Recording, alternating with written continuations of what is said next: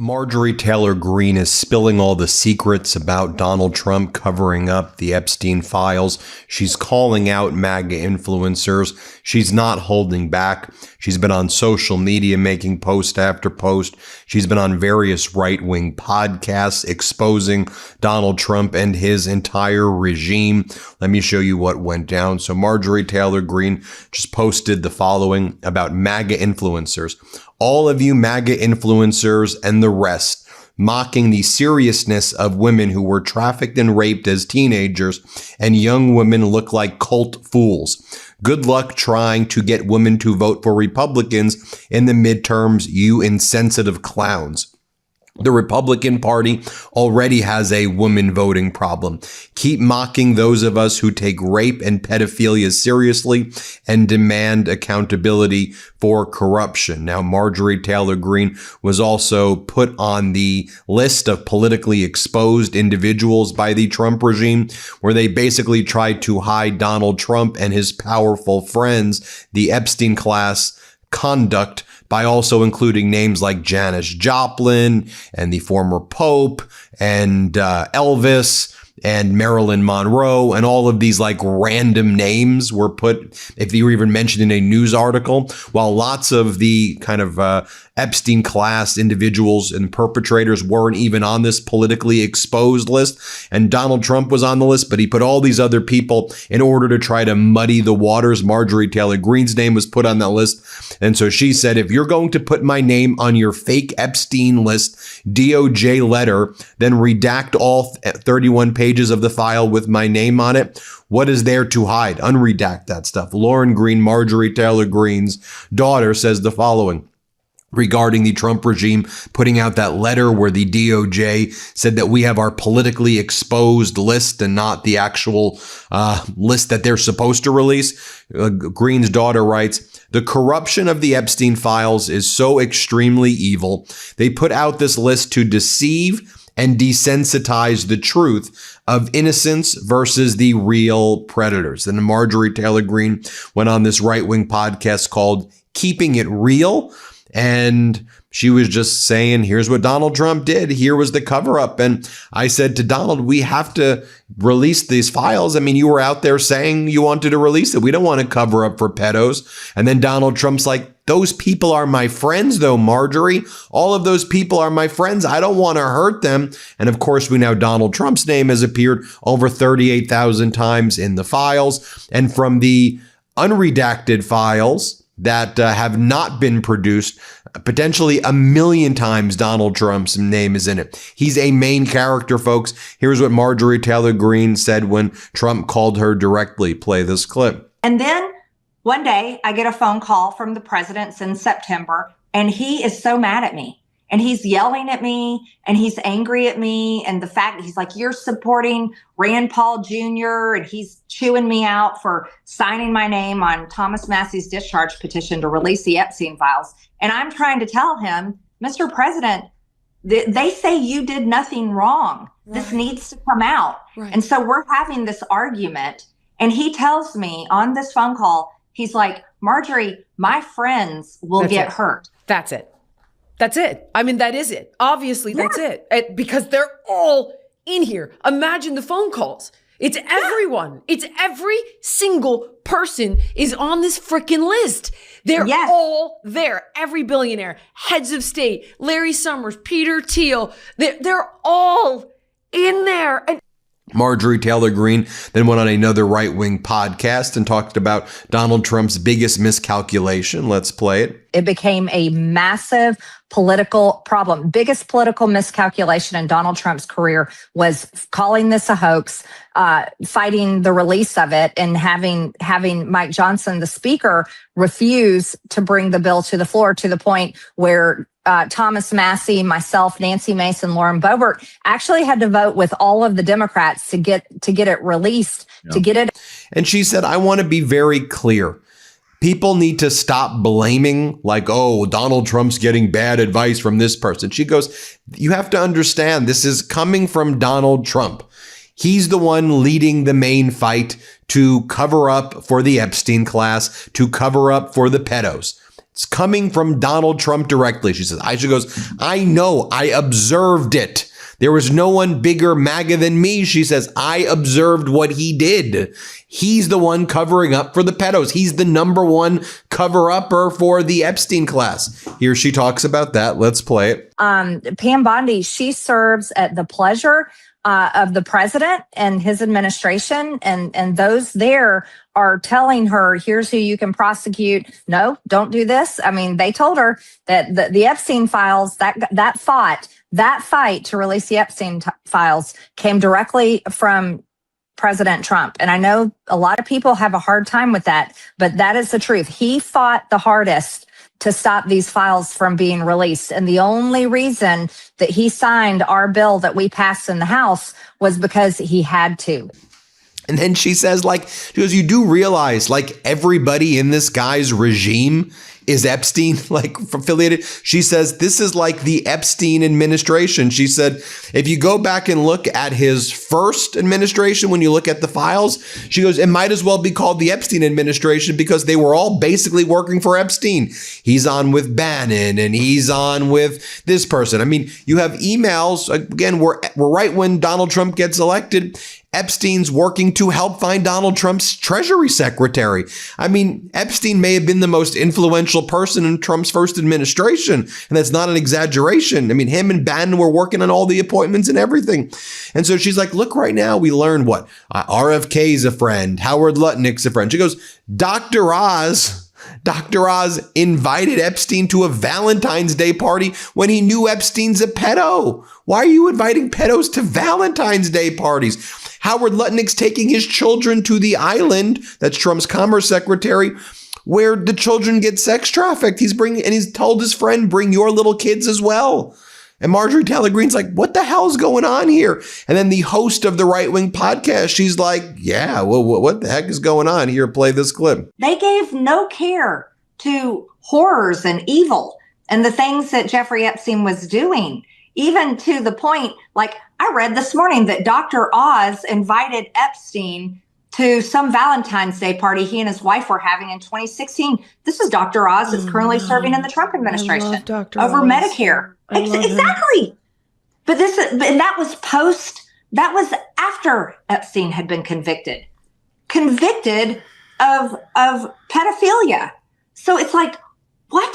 How do these people, and that's the hardest part. These are people that we may love, people that we have cheered for, people that I know I supported. And it's both sides of the aisle.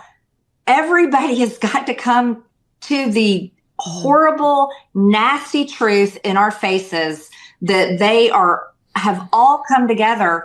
And it was about making money. It was about influence. It was about power. And it is being part of the ruling world elites that have affected all of our lives.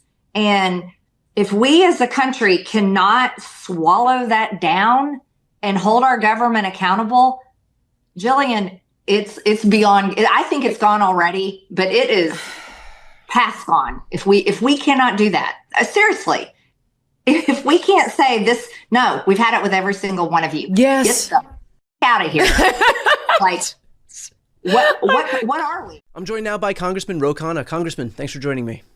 Thank you. Appreciate it. So I want to talk about the latest stunt that Pam Bondi's DOJ pulled, and that was that in their explanation of the redactions, instead of breaking up these redactions into a list of who the co-conspirators were and then everybody else who just had their name in some passing mention in the Epstein files, the DOJ decided to just glom everything on in one big list, vomit it out and say, there, we've done our job, we've complied with the law, our work here is done. Can I have your reaction to that move by Pam Bondi? And do you think that it was a deliberate attempt where they had the opportunity to offer up some clarity, instead decided to muddy the waters?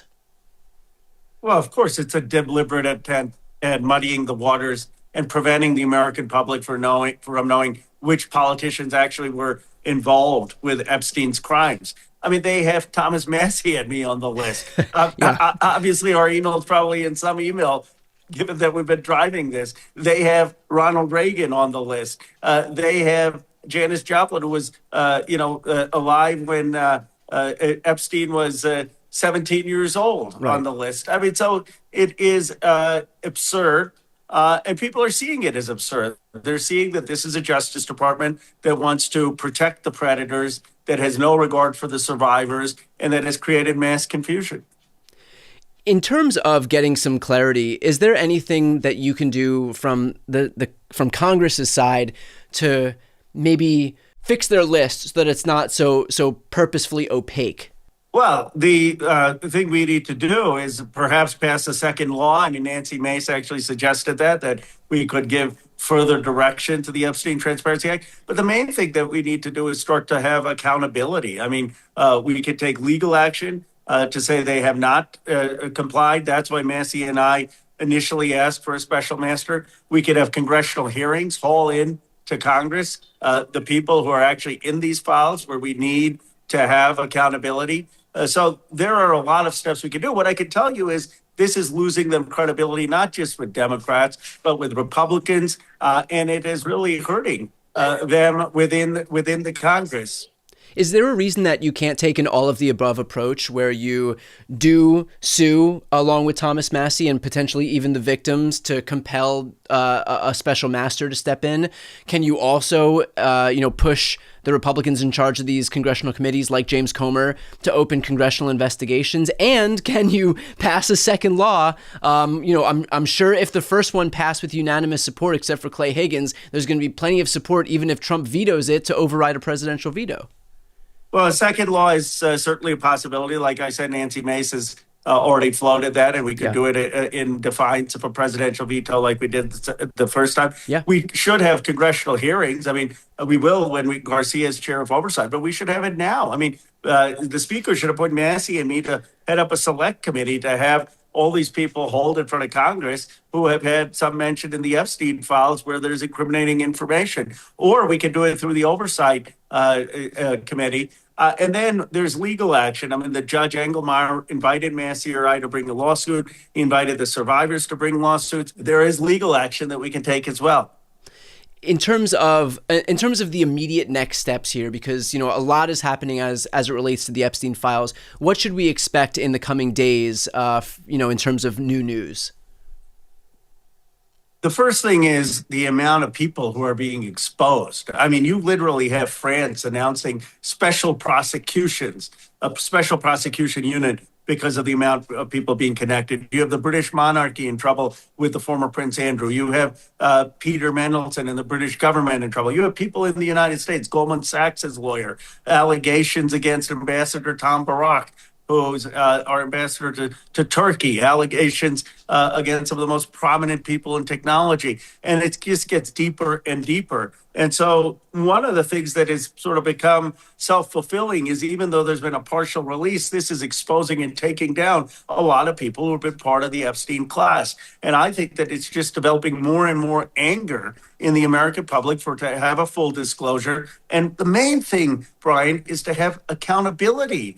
They want to see the United States do what France is doing, what UK is doing, what other countries is doing, to prosecute those who are responsible, to investigate those who are responsible. What do you say to people who look at what's happening in other countries and then look at the abject corruption that has consumed our government and have decided, because Trump is in charge, because Pam Bondi is in charge, that we won't ever see accountability. And so that's just like how it goes in this country. What do you say to those people? Well, it's a deeply cynical view, which is understandable because we have not had elite accountability in America. We have not had it for the bankers who caused the Great Depression. We have not had it for the people who took away homes during the Great Recession. We have not had it for those who did torture in Iraq or took us into the war in Iraq. Time and again, the elite have escaped accountability, and Pam Bondi is showing no appetite to prosecute the elites. But civilized society, Brian, depends upon the view that there are decent people, that there can be some agreement to have law and to have morality, that it cannot just be power does what power wants. And if we don't believe in that decency and the ability to have law and morality, then you don't have a civilized society. My view is that there are those decent people there. There are those people who are just sick of what has happened to our government, and that we are going to have a fundamental realignment of decency and morality in 2026. The Democrats are going to have a sweeping victory, and part of that mandate is going to be elite accountability. Part of that mandate is going to be investigations against those people who committed these crimes. Well, you know, the Trump administration is trying its level best to have this whole situation devolve into just a D versus R food fight. Like, that's why they're putting, you know, all of these Democrats on this new DOJ list, because they want it to seem like the Democrats are just as implicated as some of these Republicans. Trump himself has come out and said that this is not a Republican problem, this is a Democrat problem. The Oversight Committee Chairman James Comer has said that we need Bill Clinton to be deposed, and so we're taking this seriously as it relates to this former president. But you know, God forbid we call in our current president, who's named even more in the files than Bill Clinton. But all of that notwithstanding, they're clearly trying to make this into just a D versus R fight. And so do you think that the forces of good who want to see accountability for people who've committed these depraved crimes, do you think that's going to supersede the Republican versus Democrat, you know, the politics as usual fighting that we always see, where people are, their gut reaction isn't just to protect somebody if they're on their team? Do you think that people are going to be able to see past that and, regardless of political party, want some accountability?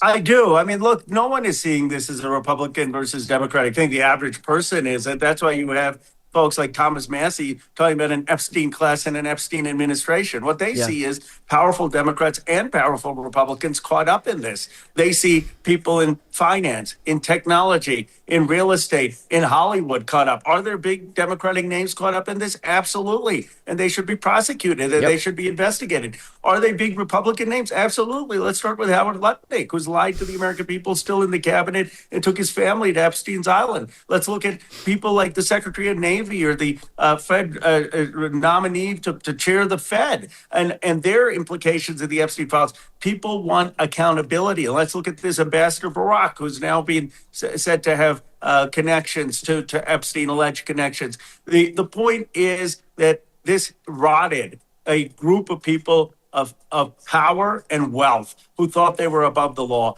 And frankly, it permeated both parties. But what is wrong is you now have one party, a president, who has people tied to this Epstein class with no accountability. And we need to start with the accountability there, have the Democrats be accountable as well, and then commit to a new beginning.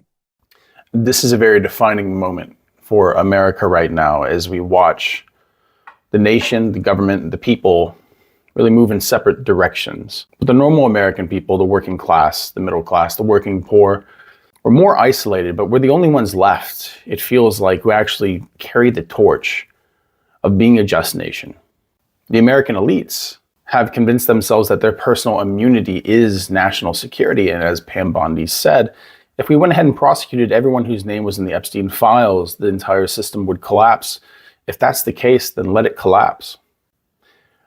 If the system is so fundamentally unjust that there's no equal representation under the law, then what incentive is there for the people to maintain and pay into that system? It's a system that's robbed them of their future. It's a system that's robbed them of the safety and security that they're promised, supposedly, in this nation. But the question I ask is, why just us? The UK is not having any kind of problem getting rid of people who have an attachment to these files. Even the royal family was brought low by the same charges that we're seeing all over the United States right now. And we argue over redacted files, but just look what's happening across the pond right now. Prince Andrew was a royal, yet he was stripped of his Royal Highness title, and now he essentially lives the life of a commoner. And this isn't any small feat that's being done. This is something that rocks the entire kingdom, the entire United Kingdom. And King Charles looks at Andrew and says, "You are a liability now. You're not good for this family, this firm." But what happened? When that happened, did the system collapse? Did the River Thames dry up? Did the markets fall into a free fall? No, they didn't. at least there's some kind of justice, just not here in America. Again, in the UK, they had Ambassador Mendelsohn, who stepped down last week from the House of Lords, and now there's a criminal investigation being put on him. Nothing like this in the United States, though. We call ourselves a republic and we say no kings, yet we've created a class of people who are more untouchable than actual real-world royalty. And this is something that goes beyond the tribalism that we have in our modern politics today, I believe. This is something that goes past whether you're a liberal or conservative, whether you're a Democrat or Republican. I think that this is something that touches on the soul of humanity, no matter what country that you live in, and the call for justice is something that we feel in our hearts when it comes to these things. Anyone who denies the claims or denies the profound impact that these files are having on the country right now should be condemned for the fact that they're operating solely off of pure tribalism. To reject justice simply so your side can win and bend the knee to an entire class who thrive in perversion and have usurped every kind of power derived from wealth that this country has ever produced is in many ways nothing other than class treason. And I think that America is wandering into this most profound time and really having a bit of an awakening. And the rest of the world's seeing it. And like I said, there is accountability that's happening all over the world. And I think that that's going to snowball. I think that that's going to really gain momentum as we see more people stand down, more charges come up. But the question is, why our president gets to live his life freely in the highest position, the highest office in the land, when his name is specifically mentioned thousands of times in these same damning documents. It's enough to shake countries to their cores all over the world, but not America.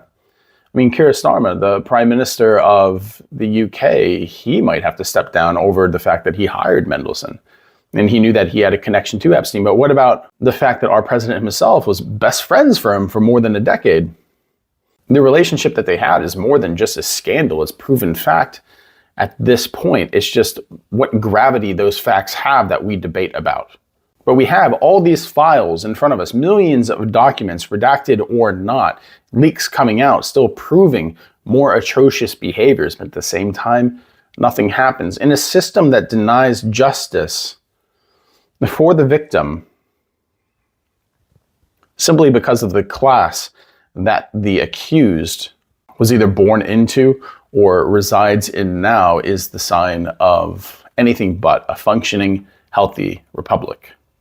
I always go back to the social contract because I think that it's the very foundation of the nation that we live in now.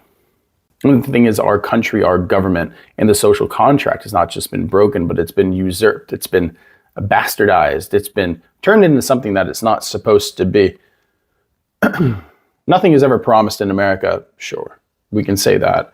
But justice is always something that should be aimed for. But when the government does everything that it possibly can to subvert that same system to provide justice for those who are children, when they had these acts committed against them, then at what point do you sit back and say the system should collapse because that's what it deserves? At what point do you say that this great country must reap what it has sown? This isn't something lightly to be wished, but at the same time, I, as a veteran, as a father, I don't think that I'd want to be the standard bearer of this culture, of this nation anymore, if our entire leadership class is even partially guilty of the accusations that have been levied across the entire breadth of that class. The most powerful, the most renowned people in our society are almost all of them have a connection to what happened on that island. And if it takes the system falling for there to actually be justice, if charges have to be brought up and there's some pain to be had, well, economically, we've been willing to have pain for a better and greater tomorrow, the whole Make America Great Again. But at what point do the means justify the ends become too extreme of a principle to follow? I think that if people can only sacrifice their goodness for so long before that kind of darkness that takes hold becomes their full identity. And I think that we're seeing that now. If you're willing to stand on the side of abusers, of people who violate the most fragile in our society, then I think that you've found yourself on the wrong side.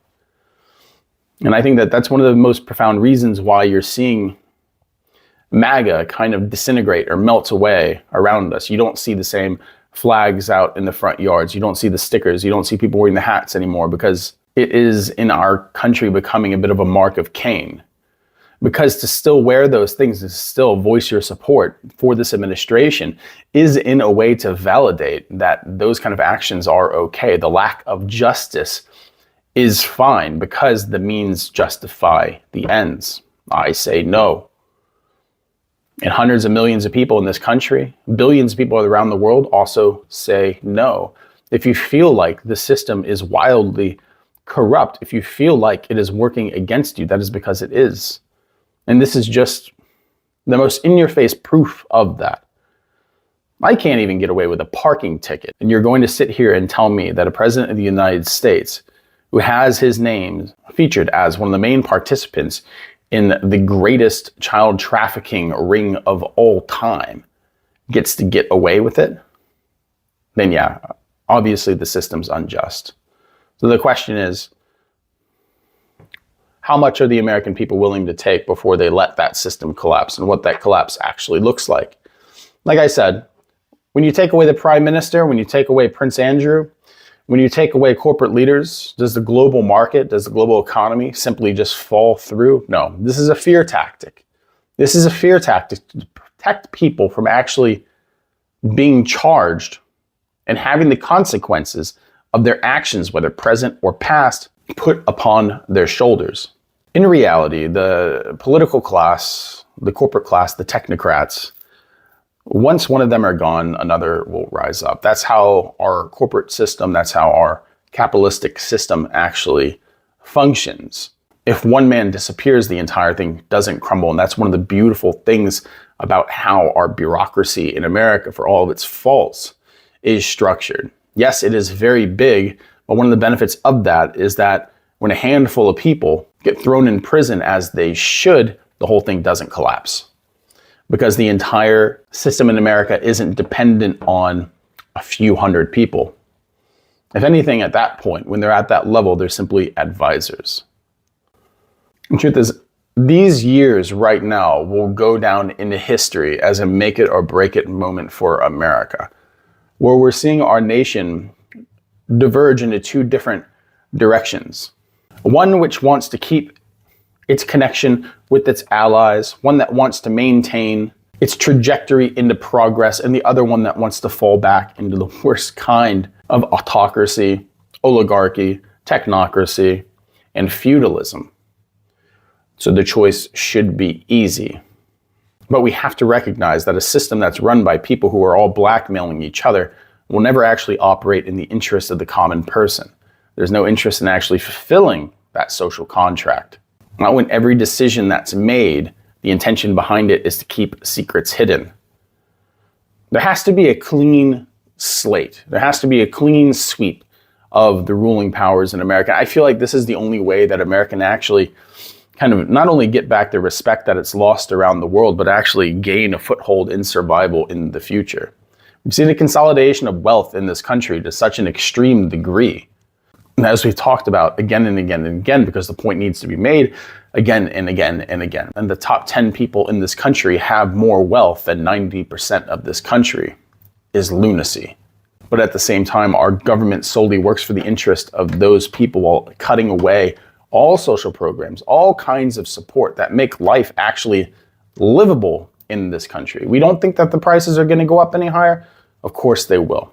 The dollar will continue to get devalued as it loses its prominence and is no longer considered the global reserve currency, and nobody wants to do business with a country who won't actually deliver justice to those who need to be charged and convicted. This is a hard time to be an American because it feels like there's not much that we can do. And it feels like there's less and less places for us to go. And though I do believe this kind of era of trials and tribulations that the American people are going through will end and there will be light on the other side of that, how much damage can be done before then? That's why, as much as I dislike the two-party system, it's the only system that we have at the moment. Of course, we have a lot of newcomers that are coming up, people who are more populist, people who are of the people, and these are the kind of people that we need in office, people who will speak the hard truths and not just fall to bribery. not fall to usury, not fall to just uphold the same corrupt system simply because it pays well or it's good for them personally. We have to recapture the importance of community and social unity that goes beyond our political affiliation. If we don't do that, our country is doomed, and we're going to see these same kind of perversions and atrocities happen again and again and again, and the same lack of justice happen again and again and again until eventually it drives the people mad, or it just makes them so disenchanted and disenfranchised from the system that it will collapse on top of them. But there's a lot to be said on this, and of course I always welcome your questions. You can put them down in the comments section. I do like to engage down there. It's good to see that some countries are taking this seriously, and it's good that Americans are seeing other countries take this seriously, because it's making us understand that justice can be done, and that the fact that justice isn't being done is simply by choice. And this is why I say the only way that America can be saved is the people take back power. Because those who are in charge and rule over America right now are not of the people. They do not represent the people. They are predatory to the people. They will continue to be predatory to the people until they are reined in.